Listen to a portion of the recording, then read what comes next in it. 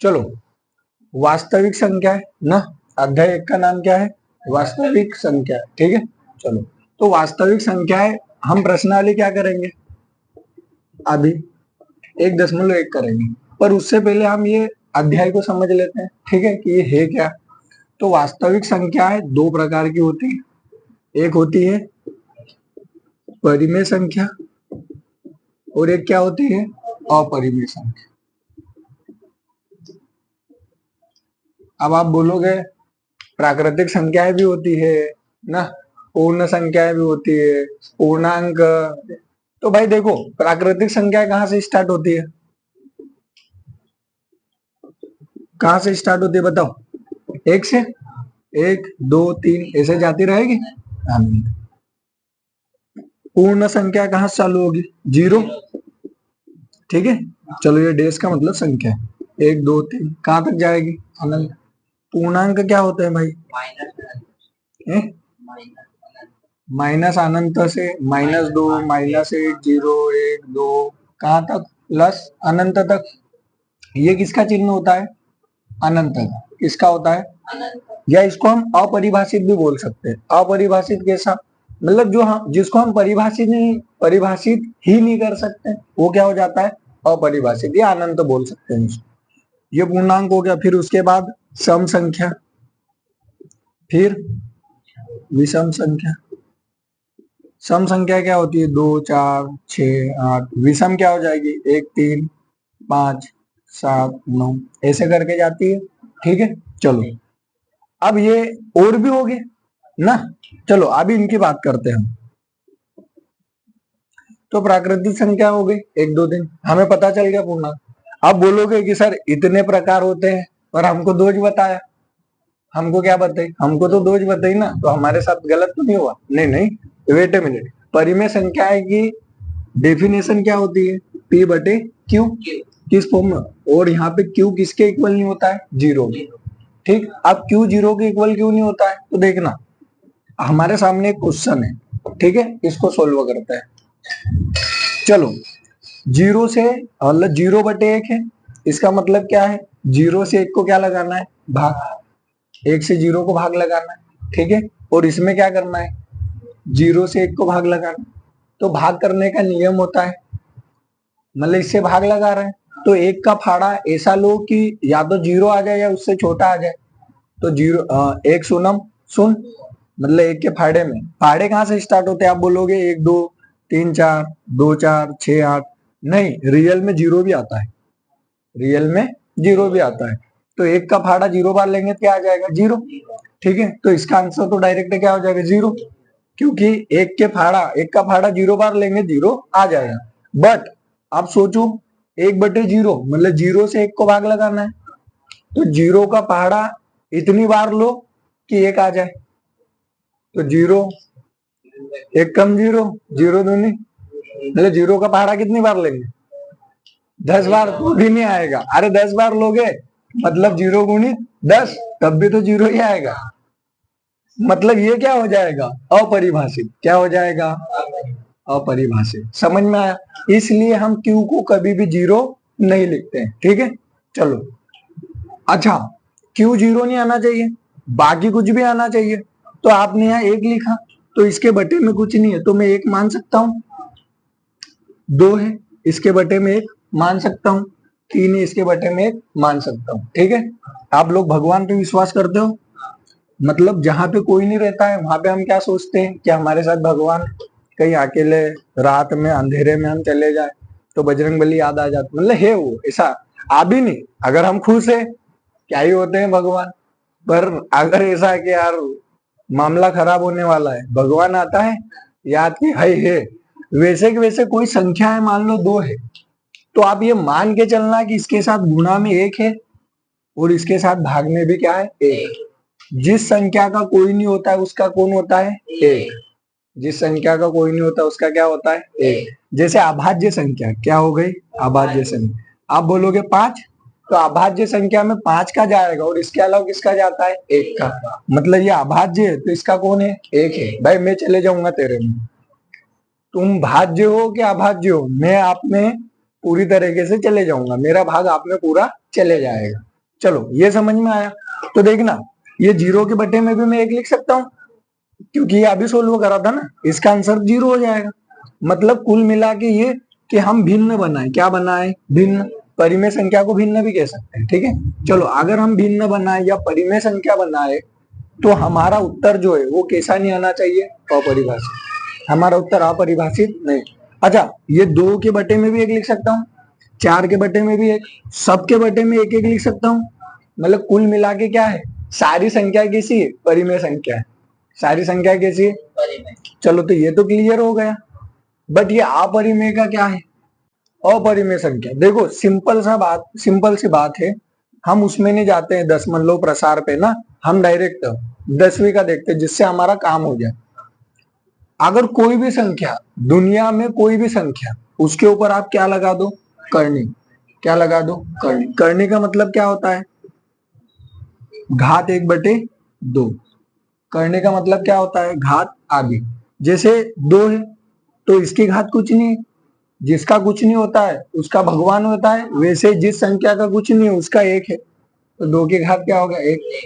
अगर 2 की घात 0 करेंगे तो ये क्या हो जाएगा, ये भी 1 होगा। आप सोचोगे यार ये कैसे, तो देखना मैं 2 को ऐसा लिख सकता हूँ, 2 की घात 1 - 1 लिख सकता हूँ।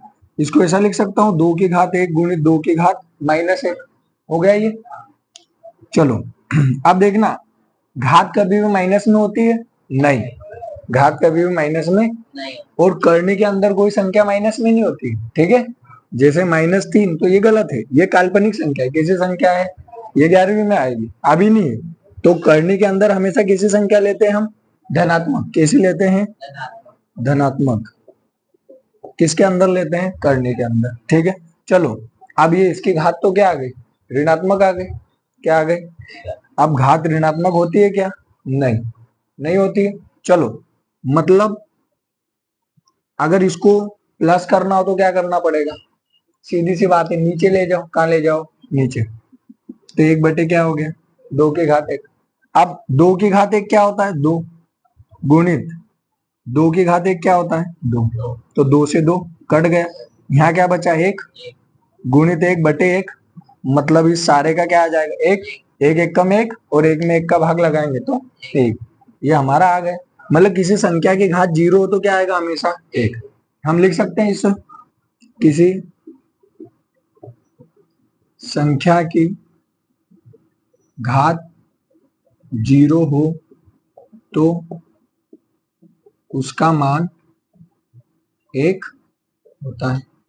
हो गया, ठीक है। चलो इतना क्लियर हुआ। घात 1 है तो 2 ही आ जाएगा, 2 की घात 1 तो 2। अब 2 की घात 0 तो 1। ऐसे कैसे 4 की घात 0 होगी तो ये भी 1 आएगा। अगर 1000 की भी घात 0 कर दोगे तो इसका मान भी क्या हो जाएगा, 1। और अगर सिंगल 10 लिखा है तो इसका मतलब ये है कि 10 की घात क्या है, 1। और घात कभी भी ऋणात्मक नहीं होती, ठीक है। ये भी पॉइंट है, याद रखने वाला है। घात कभी भी ऋणात्मक नहीं होती। तो आप बोलोगे ये तो ऋणात्मक थी, तो ऐसा था कि ये नीचे की थी ऊपर आ गई। मान लो आपके गांव में कोई व्यक्ति है, उसके पास कई पैसे नहीं है, आपने देखा अचानक वो थार में घूम रहा है, तो लोगों को तो जलनी होगी। खुश होते हैं क्या, नहीं। कोई डेवलपमेंट करेगा, खुश होंगे उससे, टांग खींचेंगे। चलो तो लोग, कोई बाहर का आया हुआ क्या बोलेगा कि थार में घूम रहा है यार, पैसे वाला होगा। तो साइड में बैठे हुए दादा क्या बोलेंगे अरे लोन के लिए, कैसे लिए, कर्जा है, क्या है, कर्जा। तो वैसे के वैसे ये घात माइनस में नहीं है, ये ऊपर कैसे आ गया, कर्जा लेके। कैसा आ गया, ये था नीचे और ये ऊपर आ गया, तो इसकी घात के आगे क्या लगा दिया, माइनस। हाँ लखपति तो है, थार में भी घूम रहा है, पर इसके ऊपर क्या है, कर्जा। क्या है, कर्जा। तो अगर आपको कहीं भी ऐसा दिखे 3 की घात -1 तो समझ जाना घात माइनस में नहीं है, ये कर्जा लेके ऊपर आ गया है, तो इसको वापस भेजो।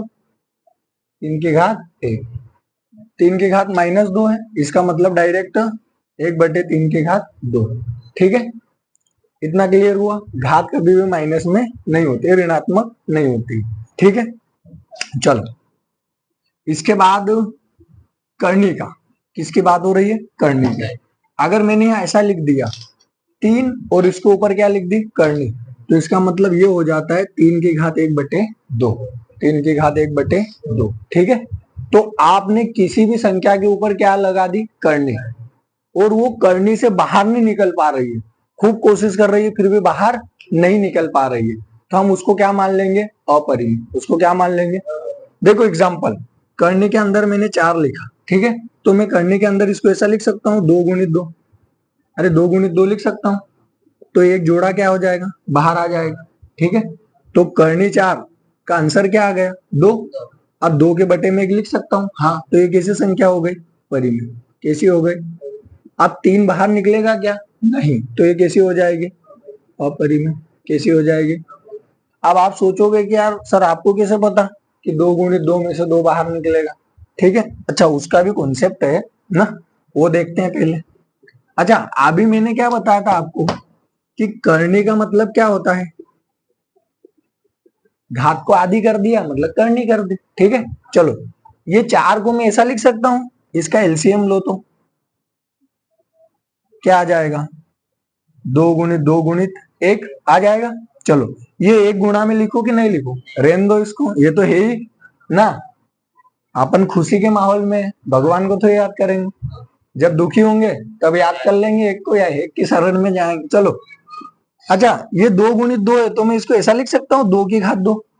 अगर किसी भी संख्या का खुद में गुणा करते हैं तो उसकी घात हम लिख सकते हैं। चलो तो ये क्या हो जाएगा 4 2 की घात 2, और पूरे की घात क्या है आधी। अब देखना घातांक का नियम होता है कि अगर a की घात m है और पूरे की घात n है, तो जैसे ये कोष्टक हटता है तो ये आपस में लड़ पड़ते हैं। क्या होता है लड़ पड़ते हैं, मतलब इनका क्या हो जाता है गुणा हो जाता है। ठीक है, तो एक रोज क्या हो जाएगा n, मतलब a की घात m गुणित n। वैसे कि वैसे ये कोष्टक हटेगा तो यहाँ भी घातों का क्या होगा गुणा, क्या हो जाएगा गुणा। तो देखना 2 की घात 2 गुणित 1/2, 2 से 2 गया तो क्या बच गया 2 की घात 1 गुणित 1/। अच्छा इसको अभी हमने देखा था 1 गुणित 1 क्या हो जाएगा 1 बटे में 1 है तो भी 1, तो ये क्या आ गया आपका आंसर 2। तो इसलिए मैंने इसको डायरेक्ट क्या लिख दिया था कि इससे कौन बाहर आ गया 2। ठीक है, अच्छा यहाँ पे कुछ नहीं लिखा है ना, तो इसका मतलब 2 समझोगे, क्या समझोगे 2। और अगर यहाँ पे 3 लिखा है, क्या लिखा है, तो आप 3 का जोड़ा बाहर आएगा, जैसे फॉर एग्जाम्पल ऐसा लिख दिया। ठीक, तो इसका मतलब ये होता है कि 8 की घात क्या है 1/3, 1/3।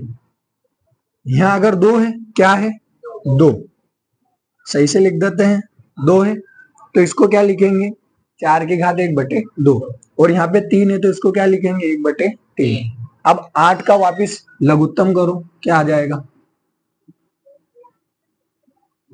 आ गया 2 गुणित 2 गुणित 2 गुणित 1, 1 को रहने दो, आ गया। चलो तो मैं 8 को क्या लिख सकता हूँ 2 की घात 3, क्योंकि देखो 2 का एक बार गुणा 2 बार गुणा, मतलब 2 का खुद से कितनी बार गुणा हो रहा है 3 बार, कुल मिला के कितनी बार 3 बार, 2 गुणित 2 गुणित 2, तो 2 की घात क्या कर देंगे 3, और पूरे की घात क्या है 1/3। अभी बताया था जैसे ये कोष्टक हटेगा तो घातों क्या हो जाएगा गुणा, तो 2 की घात क्या हो जाएगी 3 गुणित 1/3, तो ये 3 से 3 कट जाएगा, तो क्या हो जाएगा 2 की घात 1, मतलब हमारा आंसर क्या आ गया 2। अगर यहाँ 3 है तो जो संख्या 3 बार गुणा में वो बाहर आएगी, यहाँ अगर 2 है तो जो संख्या 2 बार खुद के गुणा में तो बाहर आएगी। ठीक है, समझ में आया, अरे ये समझ में आया। हाँ एक और देखते हैं, डरो मत। चलो बताओ करनी दो कैसी संख्या होगी अपरिमेय, कैसी होगी, अभी बताया था ये करनी के बाहर निकल पाएगा 2 क्या नहीं, अरे ये खुद के साथ एक ही बार में है गुणा में, और यहाँ कुछ नहीं, इसका मतलब क्या है 2 है। करनी 3 अपरिमेय, करनी 4 क्या हो जाएगी परिमेय, क्या हो जाएगी, क्योंकि इसमें से क्या बाहर निकल आएगा 2, और उसके बटे में क्या लिख देंगे 1, तो ये कैसा बन गया हमारा P/Q, और Q 0 है क्या नहीं, तो ये कंडीशन क्या कर दी सेटिस्फाई कर दी। करनी 5, 5 निकल पाएगा क्या नहीं निकलेगा, निकलेगा नहीं तो क्या हो जाएगी अपरिमेय। करनी 6 कहां से निकलेगा, इसके गुणनखंड करेंगे तो 2 गुणित 3, 6 के करो, 2 से भाग लगाएंगे 3 बार, तो क्या हो गया 2 गुणित 3 गुणित 1, ऐसा होगा। तो ना तो 2 बाहर निकलेगा ना 3, तो ये भी कैसी हो जाएगी अपरिमेय। कैसी हो जाएगी, कर्णी 7 भी क्या होगी अपरिमेय, कर्णी 8 परिमेय अपरिमेय। नहीं नहीं रुको जरा सब्र करो, देखना क्या कर्णी 8 ना, 8 का एलसीएम लो, क्या आ रहा भाई 4 2 2 2 1, ठीक है। चलो लिख दो 2 गुणित 2 गुणित 2 गुणित 1, अब 1 को रहने दो। चलो कर्णी 8, कर्णी 8 ऐसा लिख सकता हूं मैं इसको। अभी बोला था यहाँ पे कुछ नहीं दिखे क्या समझोगे 2, क्या समझेंगे 2, तो ये जोड़ा बाहर आ जाएगा, तो 2 बाहर आ जाएगा, अंदर क्या बचा कर्णी 2। अब कर्णी 2 क्या है अपरिमेय, क्या है अपरिमेय, तो ये भी क्या हो जाएगी अपरिमेय। अब सोचेंगे कि यार ये 2 तो परिमेय है पर कर्णी 2 किसी है अपरिमेय, तो ये अपरिमेय कैसे हुआ, ये अपरिमेय कैसे हुआ। तो देखना उसके लिए भी नियम है, क्या है नियम। आपने सुना होगा संगत का रंगत ना, सभी को लगता है, इसको भी लगता है, संख्याओं को भी लग जाता है। तो देखना अगर पहला पॉइंट परिमेय संख्या प्लस अपरिमेय संख्या, ऐसा आ सकता है कभी जीवन में, ऐसा भी आएगा आपको, हो सकता है ऐसा दे दे ये परिमेय और ये अपरिमेय। दूसरा ऐसा भी दे सकता है परिमेय संख्या माइनस अपरिमेय संख्या, मतलब ऐसा भी दे सकता है ना 2 माइनस कर्णी 3, ऐसा दे सकता है। तीसरा क्या दे सकता है परिमेय संख्या गुणित अपरिमेय संख्या, और ये क्या हो सकता है परिमेय संख्या अपॉन अपरिमेय संख्या। मतलब आपको एक परिमेय संख्या सपोज क्या दे दे 2 गुणित कर्णी 3, तो ये परिमेय हो गई और ये अपरिमेय, तो परिमेय और अपरिमेय क्या हो रहा है गुणा। अगर ऐसा दे दे 2 बटे कर्णी 3, मतलब ऊपर क्या है परिमेय और नीचे क्या है अपरिमेय। अब देखना इसको उल्टा भी कर लो आप कि अपरिमेय संख्या प्लस परिमेय संख्या, अपरिमेय संख्या माइनस परिमेय संख्या, अपरिमेय संख्या गुणित परिमेय संख्या, अपरिमेय संख्या ऊपर और परिमेय संख्या नीचे, ये आगे पीछे हो सकती है। तो ये जो अपरिमेय संख्या है ना ये इतनी ढीठ है, ये परिमेय को भी अपने जैसा कर लेगी, परिमेय को भी अपने जैसा कर लेगी। तो इन सभी का आंसर क्या आ जाएगा बोलो अपरिमेय संख्या। अरे आएगा कि नहीं आएगा, आएगा ना, आना पड़ेगा, ठीक है। अपरिमेय और परिमेय जोड़ेंगे क्या हो जाएगी अपरिमेय, माइनस करेंगे तो कुल मिला के कभी अपरिमेय आ गई तो परिमेय को भी ले बैठेगी अपने जैसा कर लेगी और क्या बना देगी अपरिमेय। अब देखो 8 को क्या करेंगे हम 2 गुणित 2 गुणित 2 लिखेंगे, एक जोड़ा बाहर जाएगा क्योंकि यहाँ कुछ नहीं है मतलब 2 है, 2 कर्णी 2। अब 2 कैसी है परिमेय और कर्णी 2 कैसी है अपरिमेय, तो जब परिमेय और अपरिमेय का गुणा होता है या अपरिमेय और परिमेय का गुणा होता है तो आंसर क्या आता है अपरिमेय, क्या आता है, ठीक है। तो यहाँ से कॉन्सेप्ट क्लियर हुआ। अगर मैं आपको क्वेश्चन दे दूं, क्या दे दूं क्वेश्चन ऐसा दे दूं कि 3 प्लस कर्णी 2 बताओ ये परिमेय है कि अपरिमेय, तो आप क्या बताओगे अपरिमेय, क्या बताओगे अपरिमेय। समझ में आया।